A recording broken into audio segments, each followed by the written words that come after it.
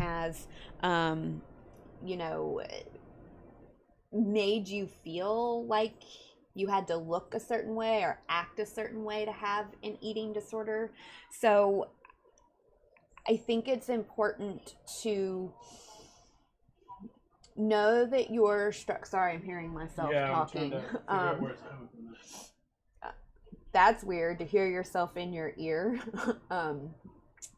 So I think if you can also know that the people in your life love you and they do want what's best for you, they just maybe don't have a lot of information or awareness or education. So if you can hand them, I don't know, like I have a YouTube channel with a bunch of videos on eating disorders. My website has a bunch of information on eating disorders. You could go to the National Eating Disorders.org, projectheal.org, and maybe offer that information to your parents to help them start to learn, hey, an eating disorder isn't what you think it is. It can look a lot different than how you've been told they look.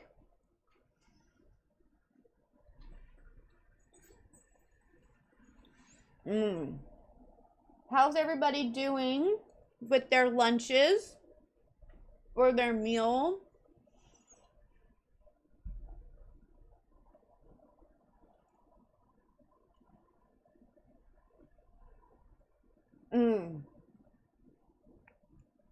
No yeets. You've been recovering for about 3 weeks. Literally today, in my Facebook group, I did a live where I talked about accepting your body and accepting your recovery weight. I don't think it's about accepting your body or liking your body or feeling comfortable in your body, because there's a lot of reasons why that might feel really hard for you. And so I think it's just kind of saying, how can I be kinder to my body? How can I learn to take better care of my body? Instead of feeling like you have to feel good in it or that you have to like it in some way. We're not taught to like our bodies. And people, even in recovery, even people who don't have eating disorders, they struggle with body image. Like sometimes they just are sore or stressed or anxious or, like we hold feelings in our bodies. That's just a human thing. So, I think it's just learning how to be like, how can I just show up for myself? So that brings me to a question of who is back up at the top. Let me see. Y'all ask so many questions. Y'all are so fun. Amy Shayab, how do I force myself to stay in treatment when I want to leave? Treatment's scary. Okay, so let me validate. Treatment's really scary. I'm gonna take a bite.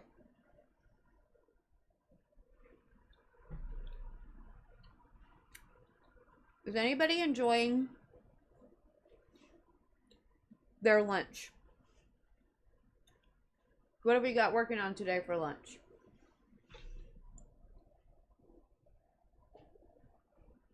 I've got this veggie burger. No, I'm not a vegan, I'm not a vegetarian. I don't follow any food rules. I allow myself to eat truly a variety of food. So that may mean meatless.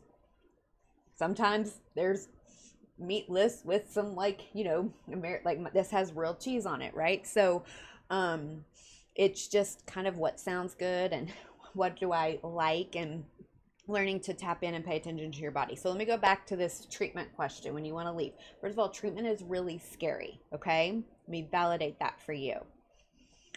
Sometimes we want to run away when things are scary or things are hard because we want to avoid. Maybe it's being honest with the treatment team and saying, this is what I do. I want to check out. I want to leave. And can we set up an accountability plan when this comes up for me that I, can work through that and see where I'm at and see, why I'm wanting to leave and what I need to feel safe and stick around, right? Sometimes we have to tell our treatment providers what we need. And if we don't know necessarily, it's okay to say, well, this isn't feeling good. Like, here's, I don't, right? Like, I'm not feeling good here. I want to leave. Can we talk about what this is? Sometimes it is that the program isn't right for you, and a lot of the times it's because, right, we're wanting to run or avoid from things. So being as honest as you can about that.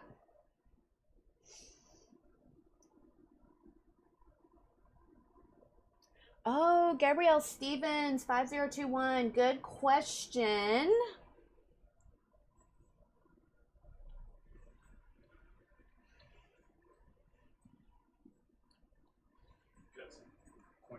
Instagram. Yeah, we have some questions on Instagram too. Okay, so lots of questions. Okay, I'm gonna have to be concise. I did a TikTok today on this, how you can support somebody. Always listen to them. Act like you know nothing about eating disorders. And even if you know a lot, just act like you don't know anything and just hear what this person is telling you. Just listen to them. You don't need to have an agenda. You don't need to do anything. You don't need to have the right words. You don't need to respond in a certain way. You just need to listen and let them know it's okay if they are feeling anxious or weird or sad or whatever. And then hug her, right? If she's a hugger, I hope her pronouns are her. Hug her and tell her that you love her, right? Go to family therapy if that is available to you. And I think eat with her. Of course, if she feels safe with you, right? Can I go eat with you? And like, help normalize eating, right? Eat what she's eating or eat what she's having to eat as part of like her, reintroduction meal plan to the world, right? Or maybe you, just go in and normalize again eating food and order whatever sounds good to you and really enjoy that food with her. But I think it's avoiding, weight talk, calorie talk, food talk, behavior talk. Talk about like people are really anxious when they're eating, when they have an eating disorder. So, right? Let's liven it up. How can we talk about something fun or something silly or something not so scary as sitting here eating our meal? So, a question on Instagram. My mom and I are having slip ups, but we are trying our best to get onto the road of recovery. Please don't make recovery perfect. There's no such thing. Truly, every single day is going to look different and feel different because we're going to encounter different things. Our body is going to experience different things. And so the fact that you and your mom are in this together and that you are intentionally trying to take steps, that is recovery, right? And I think if you can take one recovery step a day, showing up for this live and eating with me is a recovery step, right? Doing this as much as you can, as many days as you can, is going to help you get to a point where it doesn't feel so hard. You're just kind of like naturally, normally doing these things. Great question. I make eating look so easy. It's so hard. It is hard. It is hard.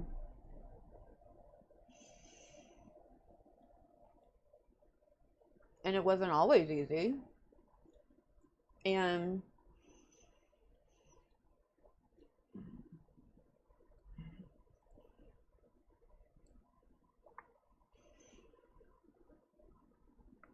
it gets easier for you the more you can show up for yourself, the more you can challenge the rules, the more you can give yourself permission to eat.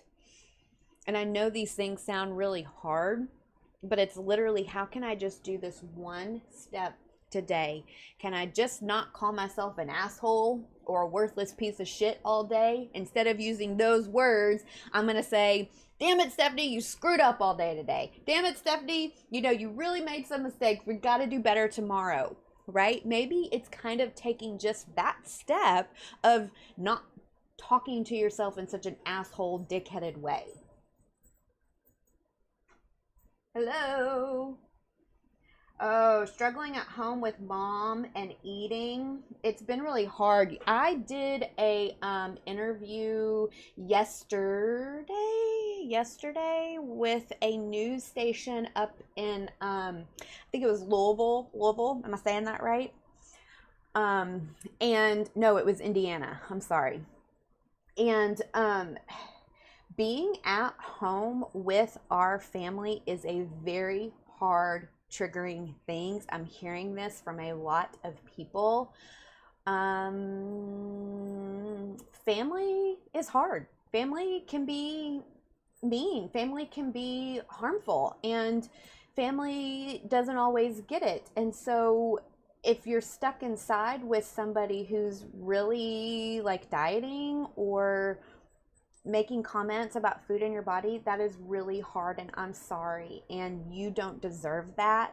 And whoa, my phone's getting weird. So I think it is finding as much support as you can, joining these lives, joining communities, looking for the resources available. If you want resources, check out the link in my bio, recovery-academy.com, also Project Heal, also National Eating Disorders Association, right? All of those have really sometimes like free options. I think just fill yourself with as much of that as you can to be filling your brain with that space if mom is being an asshole to you. Oh, thank you. You feel so safe and heard and supported here.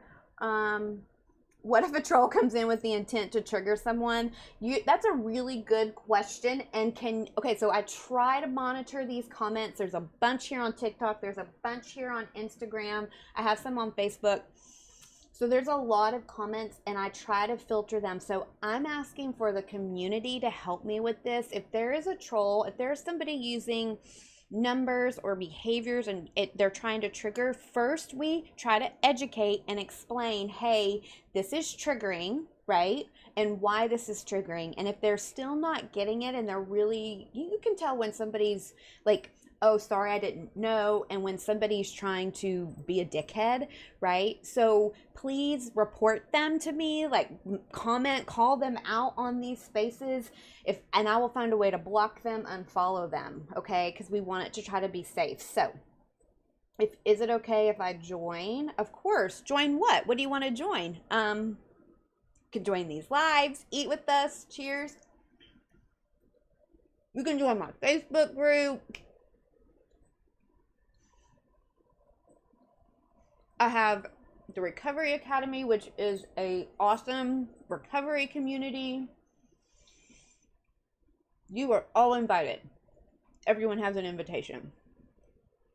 You can take it or not.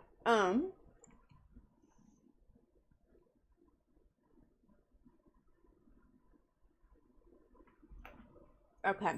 So I have a question on the Facebook page, and I'm not going to read it because I just don't want it to be insensitive or triggering to anybody. But what they say essentially is the refeeding process is hell. And it is. Your body is adapting and healing. And so I had a pretty major surgery back in December. And first of all, the way the body heals is fucking fabulous. Like, our bodies are just these amazing things. To watch my body heal was awesome. And humbling, right? Eating disorder is an injury. It is an injury to your brain. It is an injury to your body. And whenever you start recovery, right? Like that process of refeeding and that process of, ditching diet culture and reincorporating foods and healing your relationship with foods, think of it as a wound, right? It feels uncomfortable because truly it is your body really truly healing. Your body's metabolism and metabolic systems and hormonal systems and like organ systems, they're all healing as you are going through that refeeding process, which is why we want to work on being really gentle to our bodies, right? We don't know what our bodies are going to do, and I know that feels really scary to hear. But your body is healing, and that can take a lot of time. So it's kind of white knuckling it if you have to, like holding on and being like, fuck, what did I get on this ride? I want off, right? It's riding this ride and saying, okay, like I'm not always gonna like where we're going, and I really want to get out of this dark tunnel or this we're going up this hill, I'm like, and I don't want to go down because it's really scary, right? Like, and knowing that, right, you're gonna go through ups and downs and hard spots, and recovery is truly about how am I showing up for myself when I'm in that hard spot, right? How am I learning to be kind to myself and my body when my body feels like it's not doing what I want it to be doing? Okay, go back to Instagram.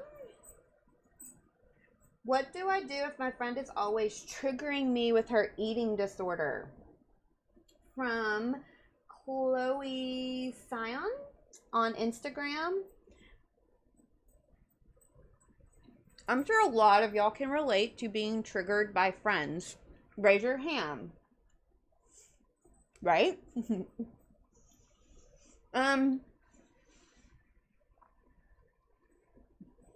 Prepare a response. Whether that be, the next time she talks about this, I'm going to walk away. Plan for it. Write it down and make a plan. Maybe that is, I need something to drink.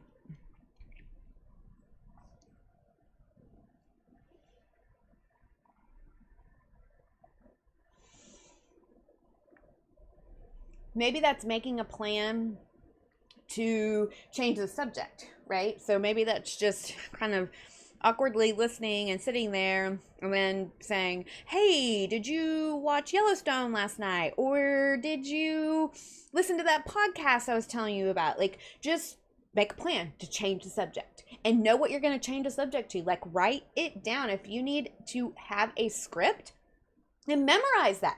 Practice it in the mirror, right? Practice you saying it back to while you're brushing your hair, or getting ready, or you're in the shower. Practice. Okay, when my friend comes to me and says this, I'm gonna change the subject, and I'm gonna say, did you watch Yellowstone last night? Okay, so practice it to yourself. Another plan you could make is actually saying something to your friend and saying, hey friend, this is really triggering for me. I'm in recovery from an eating disorder. I think we have better things to talk about, so can we not talk about dieting, right? But again, make a plan, write it down, talk it through with somebody if you need to, if you have that available to you.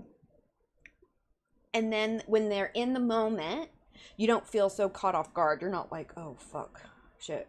What am I supposed to do? What was I supposed to say? You feel a little, it helps you feel prepared.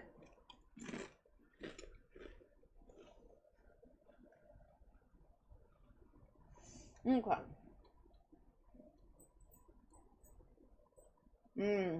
Currently panicking because I haven't eaten and I'm scared. Can we please give Sid Polziak, I'm probably not saying that right, can we please give them some love and support and some virtual high fives that it is okay to be scared? Thank you for sharing that you were scared with us, and you can do this. There is nothing to be scared of. Your body knows how to eat. Your body needs to eat. And sometimes that anxiety about eating, right, is that an eating disorder symptom? And eating disorder symptoms are never in our best interest to follow them, right? So when we have an eating disorder symptom, we can do the opposite. We can do the opposite of what our sick eating disorder brain is telling us to do. How do I reach out to my parents about getting a therapist or help with my eating disorder? Sorry, my phone is like crazy.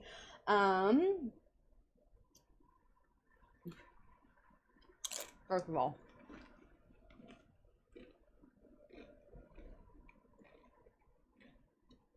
y'all,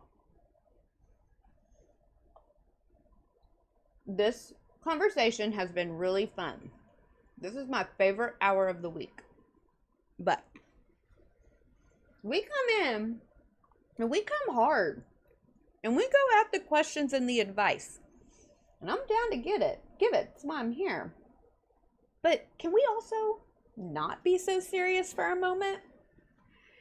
Can we also talk about football?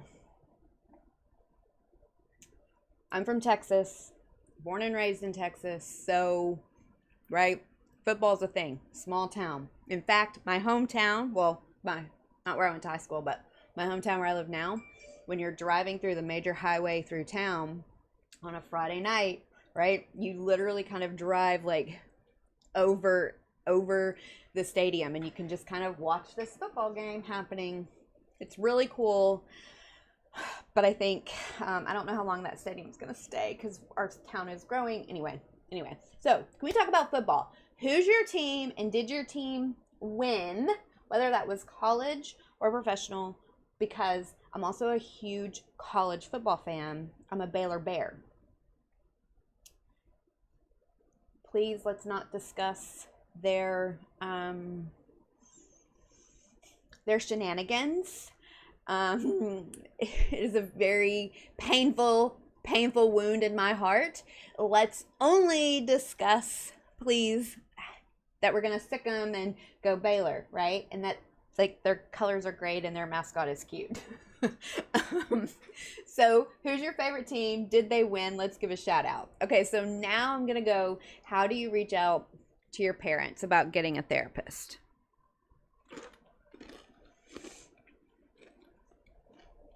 Couple of ideas. If you are in high school or college or middle school, go to your school counselor and tell them, I think I have an eating disorder. Can you help me tell my parents? Right? Put it on a professional. If you do not have that,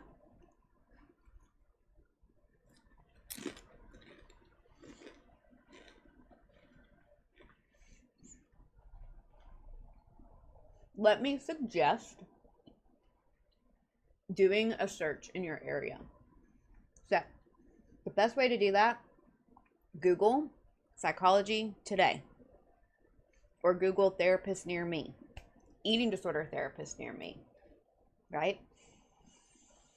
And kind of start, reading about those therapists, learning about them. Then you can say, when you find one that you like, maybe 2 or 3 that you like, sit your parents down and you say, I'm not okay. I'm really not okay. I think I have an eating disorder and I want to go talk to somebody about this. And here's who I found. Can you help me make an appointment? In some places, right, you can be 17, 18 years old to consent to treatment. If you are a teen and you reach out to a therapist, that therapist may not be able to chat with you. But hopefully, feel free to reach out to a therapist. We're here to help, right? We want to help people get resources. So if you really like that therapist, you can say to them, I'm not okay. I want to come see you, but, see if they have some thoughts for you. Not every therapist is going to respond. And so if any of my therapist TikTok friends or Instagram friends are watching, sorry for throwing us under the bus, because I know how busy we can get. So know that not every therapist is going to respond. But to know that it's okay to ask questions and reach out to try to find the support that you need. So you heard my dogs barking and they woke up your dogs. I know. No. So let me take a bite and then I have a story.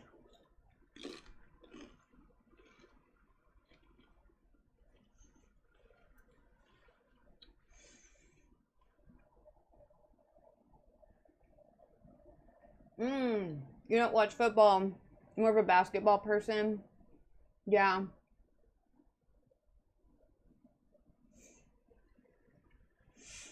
So my dogs, when I work from home, I'm in my bedroom because my husband works from home, so he gets the office during the day and I'm in our bedroom doing sessions. And my dog, like, they want to be right there with me because they're precious and they're sweet, right? But like, sometimes my client's dog, they'll be asleep, out, dead. A client's dog will start barking and it's over, right? Like my little corgi Odin, he'll be at the window barking at whatever he thought he heard. So oh, these silly dogs. Instagram, any more questions? Cowboys and Longhorns. Yes. That must be, you must be from Texas, Melissa Joy. If you're not, you're smart. I'm actually not a Cowboys fan. So let me just own that real quick. I know I should be. I am actually a Chicago Bears fan. Yes, my earliest childhood memory is doing the Super Bowl shuffle. I just aged myself, first of all. And so some of y'all may not know what the Super Bowl shuffle is. So for those who don't know what the Super Bowl shuffle is, the Chicago Bears have only won one Super Bowl. That was in 1985. I was going to say one, but 85.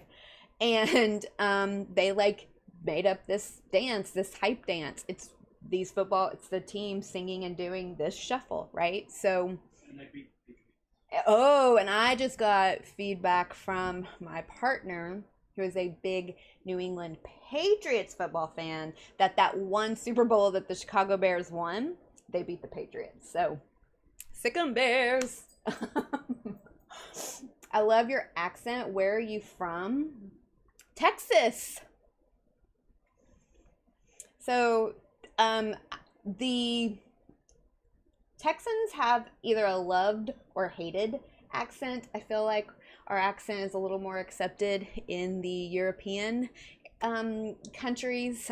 Well, at least the countries I've visited there seem to be thrilled, with the Texas accent, but I don't know that it's as endeared in other places of like our country, perhaps. So thank you for that.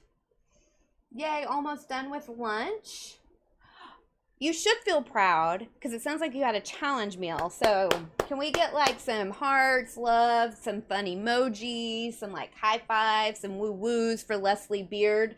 And any recovery warriors, follow Leslie Beard. She's really funny. I approve her content, and so go give her a follow because she's a good one to follow too. I know. Why do we call football? When it's I don't know. American football. Okay, so has anyone ever been to like a legit soccer game? Right? Like I'm sorry, MLS doesn't do like the European teams justice, or I feel like some of the Latin American teams, man, like I feel like football fans are crazy, but these folks really gave football fans a run for their money. What do I do if my anxiety gets bad when I eat?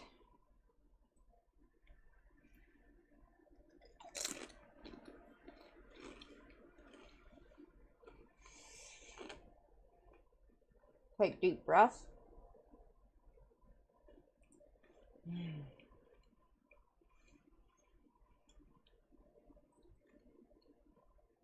Tell yourself that you are safe. Remind yourself that you are safe. Maybe have a plan of attack. So what are some things that help you feel better when you're anxious? Maybe you watch a silly show while you're eating. Maybe you journal while you eat. Maybe you call a friend or you hop on a live. Speaking of that, everyone on Instagram, please follow or know that COVID-19 eating support on Instagram.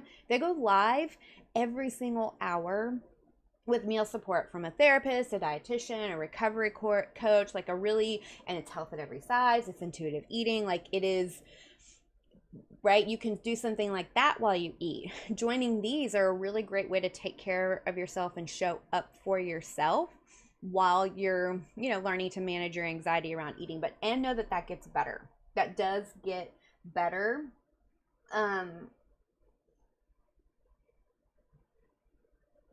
Melissa Joy says she's in Austin. My daughter has a hardcore Texas accent. I bet she does. Austin is a fun place. I don't think it's very fun right now. I have some clients there. So there are things happening in Austin right now, but I think COVID still has a lot of Austin kind of shut down. You have a question on Instagram. Okay. My boyfriend saw my video on eating disorders that aren't about weight and body image, and he feels so seen. Can you say more about ARFID, please? Yeah, so, unfortunately, eating disorders really have this stigma that it's anorexia or bulimia. So, there are eating disorders that have nothing to do with, like, when we hear about anxiety, when we hear about anorexia and we hear about bulimia, there is this desire to lose weight. My body's wrong. I need to change it. I need to fix it, right? There's really this strong weight focus in those eating disorders. Whereas with ARFID, which is avoidant restrictive food intake disorder, it is a lot of food restriction and a lot of anxiety around eating, kind of anorexia, but there is not that desire, that intention, that anxiety around weight and body. I've seen some clients, they're like, I really like my, and I believe it, right? So and we see with ARFID that it is usually, I don't want to say usually, things like sensory processing, getting sick around food, or getting sick because of food, swallowing issues, texture issues, right? Sometimes when some people have other types of like OCD, obsessive compulsive disorder, there can be obsessions and compulsions around food and food behaviors. So, and even like counting calories and things. Sorry if that just made a sound on the mic. But it's not always, again, it's not, I want to lose weight and I'm weighing myself and not, there's not that body dysmorphia or that body, I don't want to say body image isn't a thing, but it doesn't have that concern associated with it. It's just really hard to eat because there's all of these other like anxieties and fears around eating the food. So hope that helps them. I will say that ARFID it was added to the DSM recently, along with binge eating disorder. So we're still getting a lot of informed like treatment about these. I think we're hearing more about it because it's it's a newer, we now have diagnostic criteria. We now are able to say, like, here's treatment plans, here's treatment protocols, treatment methods that we use to treat these things. ARFID isn't my, ARFID isn't, I've seen clients with ARFID, right? But there's a really good program here in my area that I would refer like a kid to. And then adults, I think that we're seeing it more in kids, but it certainly does happen in older adults, right? So I haven't had the opportunity to treat it very much because I just don't think many people are talking about it yet. So hopefully we can get some more people talking about it and more people can get help, or at least, identify, hey, there's this thing going on with me. Here, I need to go get some help to address it. So let's see what we've got going on. Okay, a lot of support here on Instagram. Y'all are so awesome. Can you talk about recovering from an eating disorder in a home that is not yours? So it looks like Martin's Locar is getting some support to that, but if it's not your house, it's still okay to want safety. It's still okay to want, like, things and items and food that you feel okay and safe with. So see if you can create that space, whether that is like a plastic bin, right? Like a Tupperware bin. I would hope that you can make more space than that. I would want you to have as much space as you can and need.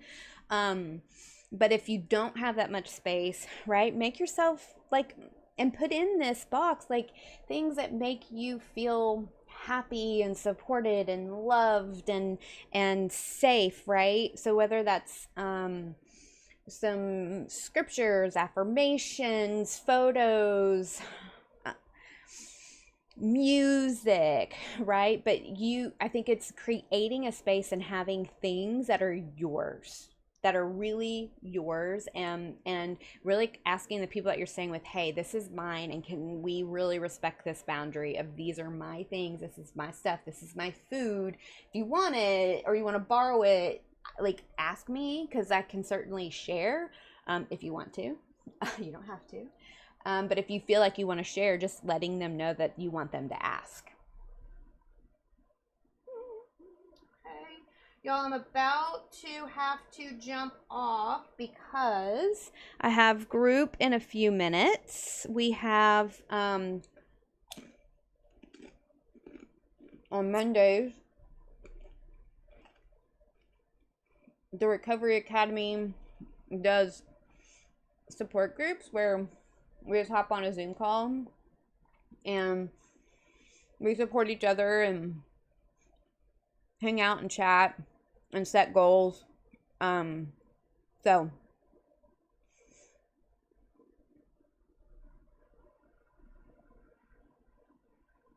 let's see. So I have to go get ready for that group, or I would stay here all day. So, friends,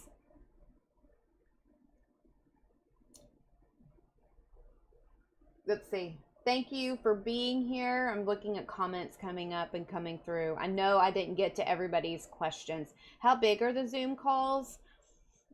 3 to 4 people. We've had 5, 6 at the most, but we want to keep it small to keep it intimate and, safe. So, well, I'm so glad that some of you got to open up and share here. I'm so glad that this is feeling like a safe place. And I just started, someone on Instagram, I just started my MSW and hopes to become a clinical psychologist or therapist and start, yes, please. Any of y'all, anybody who's struggling with an eating disorder too, you can be a therapist.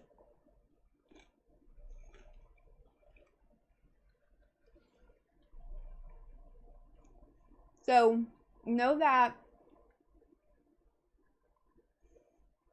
you can be struggling right now and be wanting to help people in the future, and that you can do that, right? I've worked with, I'm thinking of a client now who is going to do some amazing things in the eating disorder field. Like, can't wait to see their name on research or at conferences and things. So I have that feeling for a couple of folks I've worked with. So know that, right? You can be feeling like you're struggling and want to be a therapist, and you totally can. So, all right, friends, I'm going to go so I can go to group. I'll be back on Monday. If you want to know more about our group, if you want to know more about Recovery Academy, it's recovery-academy.com. Links in bios. But I'll see y'all around. Thanks for being here. Y'all are so amazing and strong. You inspire me.